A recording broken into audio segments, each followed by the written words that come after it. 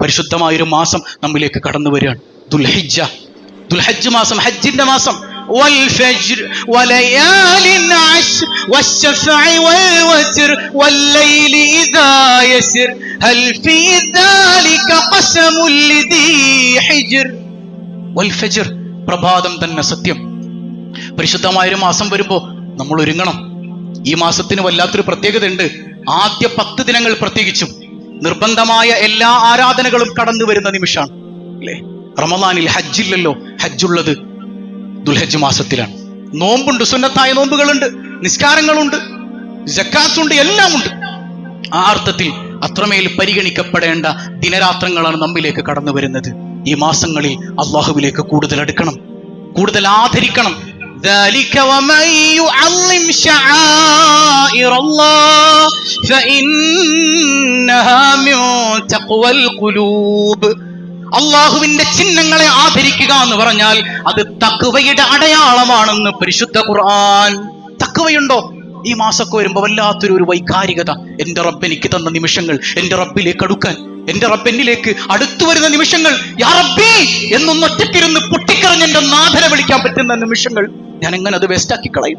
അതുകൊണ്ട് തന്നെ ഈ അള്ളാഹ് ബഹുമാനിച്ച സമയങ്ങളിൽ തിന്മ ചെയ്താൽ നമ്മുടെ ഈമാനിനെ പോലും അത് ബാധിക്കുമെന്ന് അള്ളാഹുവിന്റെ സ്വാലിഹീങ്ങൾ പഠിപ്പിക്കുന്നത് കാണാം. ഹബീബായ സയ്യിദുനാ റസൂലുള്ളാഹി സ്വല്ലല്ലാഹു അലൈഹി വസല്ലം യസൂമു തിസ്അ ദിൽഹിജ്ജ, ഹബീബായ തങ്ങൾ ആദ്യത്തെ 9 ദിവസവും നോമ്പ് അനുഷ്ഠിച്ചിരുന്നു എന്നാണ്. ദുൽഹജ്ജ് 1 മുതൽ അറഫ ദിവസം വരെ നോമ്പ് അനുഷ്ഠിച്ചിട്ടുണ്ട് സയ്യിദുനാ റസൂലുള്ളാഹി സ്വല്ലല്ലാഹു അലൈഹി വസല്ലം. എന്നിട്ട് പറയുന്നുണ്ട്, ഈ 10 ദിനരാത്രങ്ങളിൽ നിങ്ങൾ ചെയ്യുന്ന നന്മകളെക്കാൾ അള്ളാഹുവിന് അത്രമേൽ പ്രിയപ്പെട്ട വേറൊന്നില്ല എന്ന് മുഹമ്മദുർ റസൂലുള്ളാഹി. വൽ ഫജ്ർ, പ്രഭാതം തന്നെ സത്യം. ഏതാണ് പ്രഭാതം? അത് പെരുന്നാളിന്റെ പ്രഭാതം.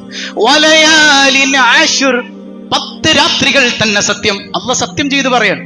അബ്ദുല്ലാഹി ഇബ്നു അബ്ബാസ് റളിയല്ലാഹു അൻഹുമ പറയുന്നുണ്ട്, 10 രാത്രി എന്ന പ്രയോഗം അത് 10 ദിനം 10 ദിവസം എന്നതിലേക്ക് കണക്കാക്കാൻ പറ്റുന്നതാണ്. അതുകൊണ്ട് തന്നെ ആ 10 ദിവസങ്ങൾ അത്രമേൽ പ്രത്യേകതയുള്ളതാണ്. ഹബീബായ തങ്ങൾ പറയുന്നുണ്ട്, അഫ്ളലു അയ്യാമി ദുനിയ അയ്യാമുൽ അശ്ർ, ലോകത്തെ ഏറ്റവും ശ്രേഷ്ഠമായ ദിവസം അത് ദുൽഹജ്ജിലെ ആദ്യ 10 ആണെന്ന് മുഹമ്മദുർ റസൂലുള്ളാഹി. അപ്പൊ റമദാനോ ഏറ്റവും ശ്രേഷ്ഠമായ രാത്രി റമദാനിലെ രാത്രിയാണ്. കാരണം റമദാനിലെ അവസാനത്തെ രാത്രിയാണ് ഏറ്റവും ശ്രേഷ്ഠമായ രാത്രി. ആ രാത്രിയിലാണ് ലൈലത്തുൽ ഖദർ ഉള്ളത്. എന്നാൽ ദുൽഹജ്ജിലെ ആദ്യത്തെ 10 റമദാനിലെ പകലുകളെക്കാൾ ശ്രേഷ്ഠതയുള്ള പകലുകൾ.